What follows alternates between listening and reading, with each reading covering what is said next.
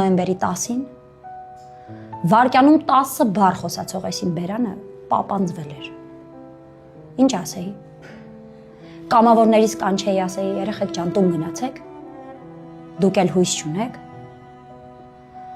Բա ժողովրդին, որ սնունդ էին ուղարկում զինվորի համար, ինչ ասեի։ Էլ մի ուղարկեք։ Մենք էլ ուղարկելու տեղ չունենք։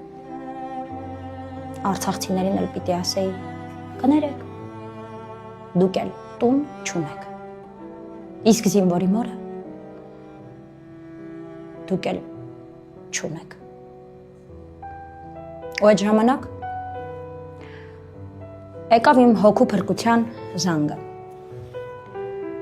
Զանգեց արցախցի հղիկին ու ասեց. գիտեք Անահիս ջան, գիշերը լսել եմ Շուշիի ընկնելու մասին լուրը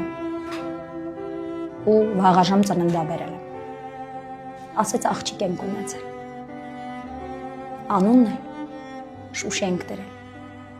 Շուշի ենք ունեցել ժողովուրդ։ Մենք Շուշի ենք ունեցել։